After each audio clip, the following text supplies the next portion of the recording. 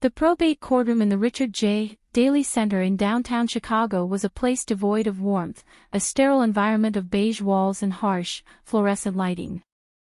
It was a cold, gray day in early November, and the relentless, icy wind whipping off Lake Michigan seemed to seep through the very walls of the building, a perfect match for the chilling atmosphere in the room.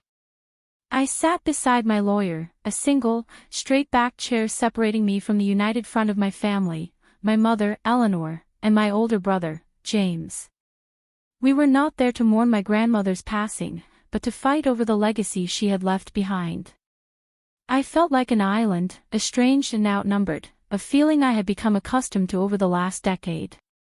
The source of our family's schism was a simple, yet in my mother's eyes, unforgivable act of rebellion.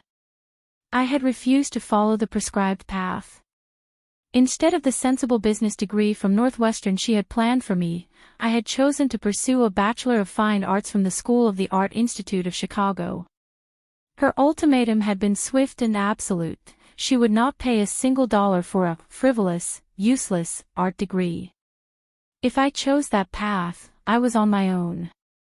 I had chosen that path, and I had been on my own ever since, a decision that had led me down a difficult road of financial hardship and familial estrangement.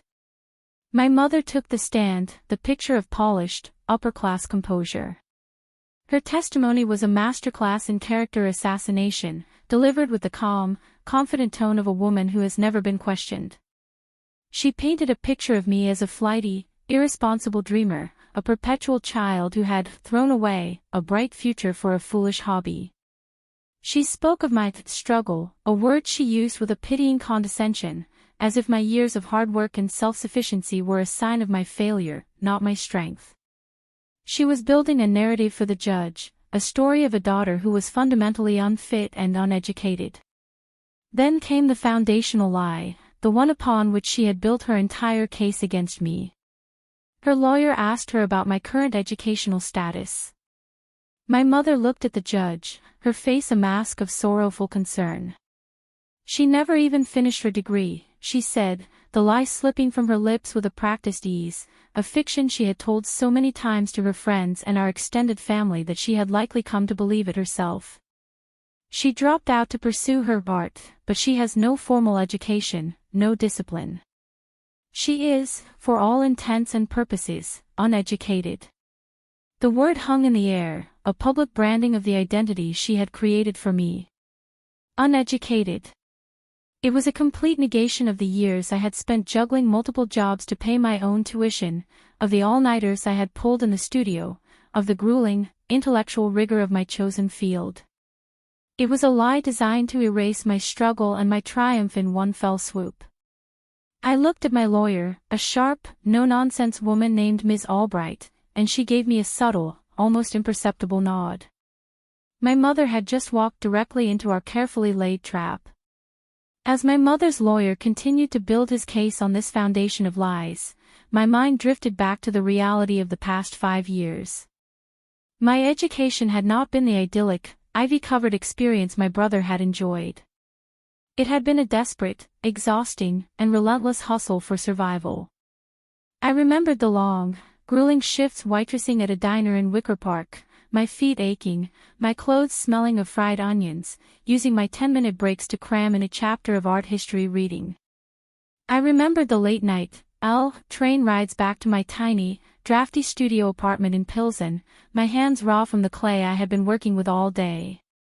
My life had been a frantic juggling act, a constant, terrifying dance on the edge of financial ruin. Every dollar was accounted for, every expenditure weighed. I had lived on ramen noodles and cheap coffee, my only splurges being art supplies, the tools of the trade my mother had deemed so worthless. There were moments of profound, soul-crushing despair, nights when I was so bone-tired and so overwhelmed by the sheer, crushing weight of it all that I had considered giving up, calling my mother, and admitting defeat. But the thought of her smug, "I told you so," satisfaction had always been the fuel that kept me going. The one, unwavering source of light in that difficult time had been my grandmother. She had been my secret ally, my silent co-conspirator. While my mother had cut me off completely, my grandmother would send me birthday cards with a $50 bill tucked inside, a small fortune to me then, with a little note scrawled in her shaky hand. For your paints, my darling. Never let them dim your light. Her weekly phone calls were a lifeline of unconditional love and a powerful antidote to my mother's constant, corrosive disapproval. She was the only member of my family who had seen my ambition not as a folly, but as a form of courage. At school, I had found another family, another support system. My mentor, a brilliant and demanding sculpture professor named Mr. Davies, had seen a spark in my work and had pushed me relentlessly. He had helped me apply for the scholarships that had made my final year financially possible. He had encouraged me to submit my work to student exhibitions, to build my portfolio, to believe in my own talent when my own family refused to. He had been the academic and paternal figure that I had so desperately needed. And I remembered my graduation day. It was a bright, beautiful day in May, on the lawn of the Art Institute. My mother, father, and brother were not there. They had not been invited, as I knew they would not come. My only guests were my grandmother, looking frail but beaming with pride, and Professor Davies. I had walked across that stage, accepted my diploma, my heart a chaotic mixture of immense pride and a deep, aching sadness. It was a hard-won, lonely victory, a triumph that my own mother was now trying to deny had ever happened.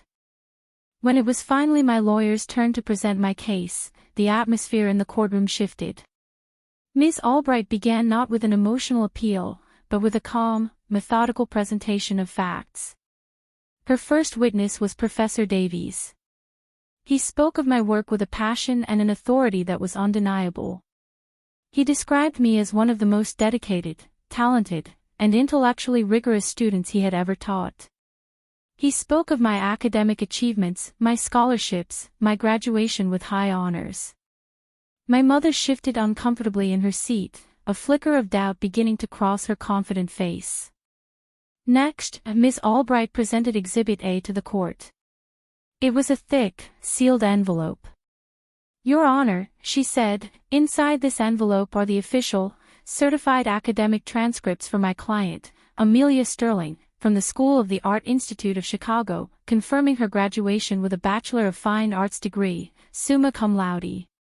The judge accepted the document, breaking the seal and reviewing the contents with a neutral expression. My mother whispered something to her lawyer, a dismissive hand wave, as if to say, it's just an art degree. She was still clinging to her narrative. Exhibit B was a series of documents. These, Your Honor, Ms. Albright continued, are copies of the official programs and press clippings from 3 separate juried art exhibitions in the city of Chicago over the past 2 years. In all 3, my client's work was not only accepted but was awarded either first or second prize. She handed copies to my mother's lawyer, whose face was beginning to show the first signs of genuine panic. The uneducated, undisciplined daughter was suddenly looking very accomplished. But it was Exhibit C that was the masterstroke. Ms. Albright had arranged for a small projector and screen to be set up in the courtroom. Your Honor, she said, would now like to present a series of photographs taken on May 15, 2023. The first image flashed onto the screen, large and in full color for the entire courtroom to see. It was me, dressed in a black cap and gown, a radiant, triumphant smile on my face, holding my diploma, the iconic facade of the Art Institute of Chicago clear in the background. A collective gasp went through the small courtroom gallery. The images continued. A photo of me shaking the dean's hand as he congratulated me. A photo of me standing beside my final thesis project, a complex and beautiful sculpture, a blue ribbon for Best in Show, proudly pinned to the display stand beside it.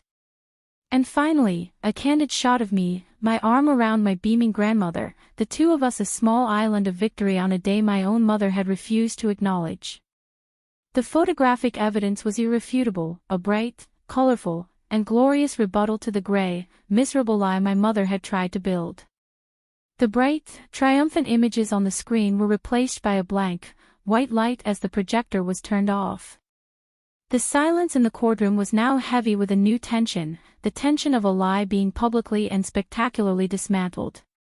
Ms. Albright walked slowly, deliberately, towards my mother, who was still seated at the witness stand, her face a pale, frozen mask of shock.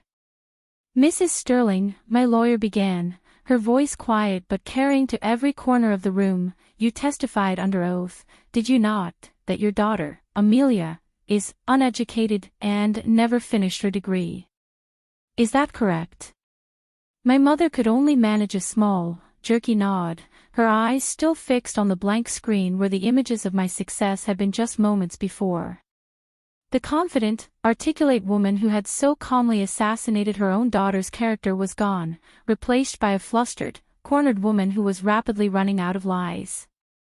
The narrative she had so carefully controlled for years had just been wrested from her grasp, and she did not know how to function without it. "Then please," Miss Albright continued, her voice still devastatingly calm, "could you reconcile your sworn testimony with the photographic evidence we have just presented to the court? The evidence of your daughter in a cap and gown, holding a diploma, receiving an award for her academic and artistic achievements.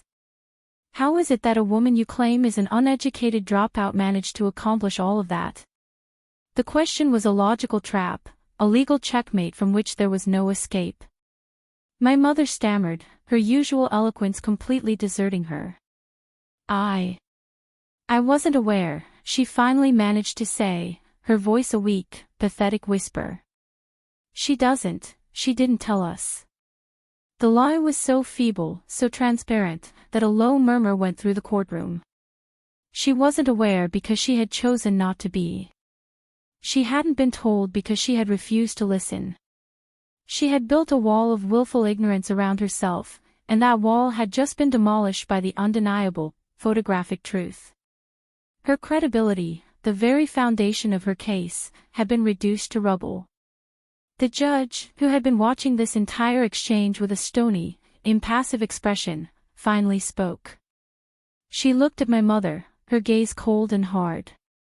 "Mrs. Sterling," she said, her voice leaving no room for argument, "your testimony appears to be, at best, profoundly misinformed, and at worst, deliberately perjurious. I suggest you reconsider your position." And with that, the battle was over. My mother's claim, her entire case, had turned to silence. The courtroom was filled with the quiet, ringing sound of a lie finally, and completely, dying. The judge's ruling was swift and decisive. She upheld my grandmother's will, her final words on the matter a quiet but firm rebuke of my mother's entire case. The inheritance, the beautiful old brownstone in Lincoln Park and the trust fund that would allow me to pursue my art without the constant terror of financial ruin, was mine. The legal victory was a profound relief, a lifting of a weight I had been carrying for years. But the emotional victory, the public validation of my life and my choices, was something far sweeter, far more profound. In the sterile hallway outside the courtroom, my brother, James, approached me. The usual arrogant smirk was gone from his face, replaced by a quiet, humbled shame. "Amelia," he began, his voice awkward and strained, I'm sorry. I didn't know. I mean, Mom always said." He trailed off, the weakness of his own excuse dying on his lips. He had chosen to believe the convenient narrative, to follow our mother's lead without question. I gave him a cool, brief nod of acknowledgement. An apology was a start, but the trust between us, if it had ever truly existed, was a ruin that would take years to rebuild, if ever. That afternoon, I took the L train to Lincoln Park, to my grandmother's house. My house. I let myself in with the key she had given me years ago, a key I had kept as a secret talisman.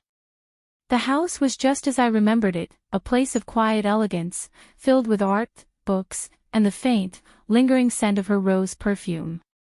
It was not just a house, it was a sanctuary, a fortress, a testament to a woman who had valued beauty and courage above all else.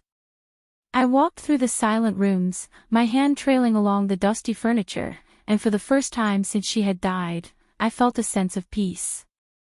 I was home. My lawyer had given me a letter that my grandmother had left with the will, to be opened only by me.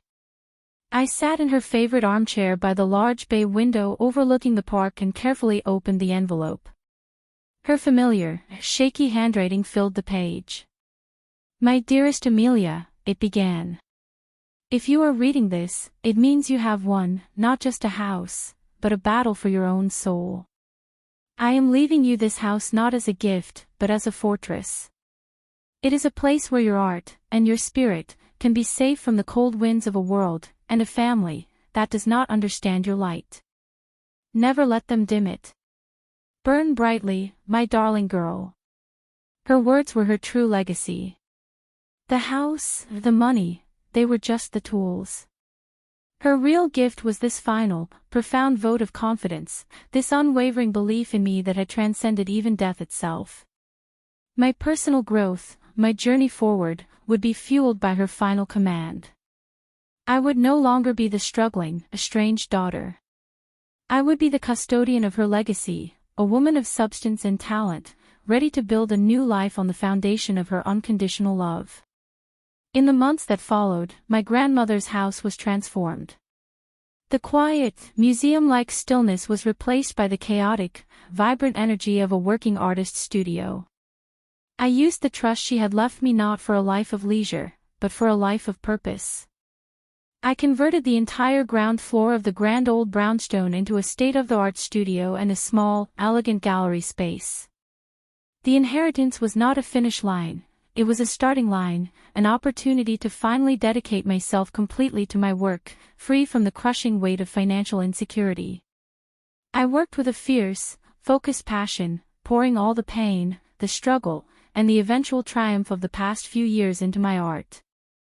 My sculptures became bolder, more ambitious, exploring the themes of family, estrangement, memory, and the difficult, beautiful process of building one's own identity. The work was not just a career, it was a form of therapy, a way of transmuting the lead of my past into the gold of my art. The house was no longer a silent sanctuary, it was a place of creation, a factory of my own personal and professional rebirth. The silence from my mother was absolute. After the trial, she had retreated into a world of wounded pride, unable to acknowledge the new reality of my life. She could not bring herself to visit the house, to see my studio, to bear witness to the success that was a living refutation of her own judgment. She had been so invested in the narrative of my failure that she could not pivot to accept the reality of my success. Her silence was a final, sad admission of her own defeat. My relationship with my brother, James, began a slow, tentative process of healing. He started to visit, at first under the awkward pretense of helping with some minor repair at the house, but eventually, just to see me, to see my work. He would stand in my studio, surrounded by my sculptures, and he would ask questions.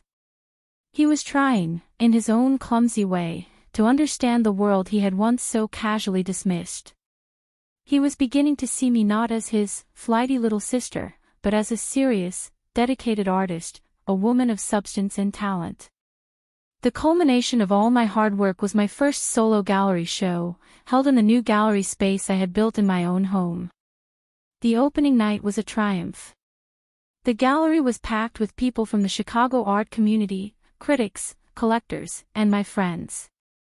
Professor Davies was there, his face beaming with a paternal pride. And James was there, standing in the back, looking at my work with an expression of quiet, genuine awe. My mother, of course, was not. But as I stood there, surrounded by my work and my chosen family, I realized, with a profound sense of peace, that I was okay with that. Her approval was no longer a currency I required.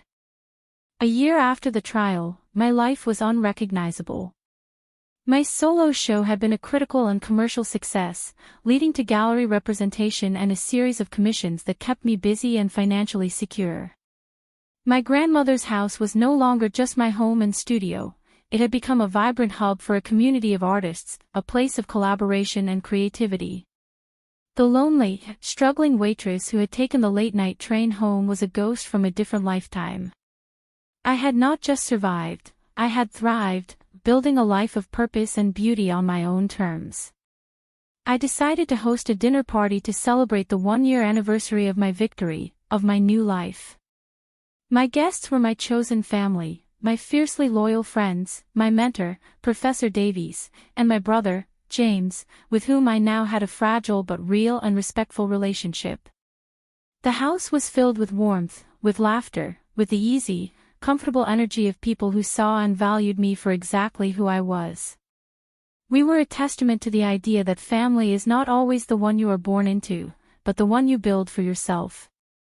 As we were sitting down to dinner, there was a quiet, hesitant knock on the front door. I opened it to find my mother standing on the porch. She looked older, smaller, her usual, formidable composure replaced by a raw, uncertain vulnerability. She was holding a small, elegantly wrapped gift. "Amelia," she said, her voice quiet, I know I am not invited, but I wanted to bring you this." She didn't look me in the eye, her gaze fixed on the floor. It was the closest she had ever come to an act of surrender. I invited her in, a gesture that surprised both of us. She sat at my dinner table, a stranger in her own mother's house, and watched as I unwrapped her gift. Inside the box was a set of exquisite, handcrafted, professional-grade paintbrushes, the kind an artist dreams of. It was a clumsy, imperfect, but undeniably significant peace offering. "Your grandmother," she said, her voice barely a whisper, "she would have been very proud of you, Amelia." It was not a full apology, but it was an acknowledgement. And for now, it was enough. We are so often defined by the stories our families tell about us, the labels they give us, the boxes they put us in. But the most powerful moments in our lives are when we find the courage to defy those labels, to live our own truths so brightly and so completely that the old, false narratives simply crumble to dust. Have you ever had a moment where you were completely underestimated, only to reveal a strength or a qualification that left the doubters speechless? Share your story in the comments below. Let's celebrate the quiet, powerful victories of proving them all wrong. If this story resonated with you, subscribe, and share it with anyone who needs a reminder that the most authentic version of you is your greatest superpower.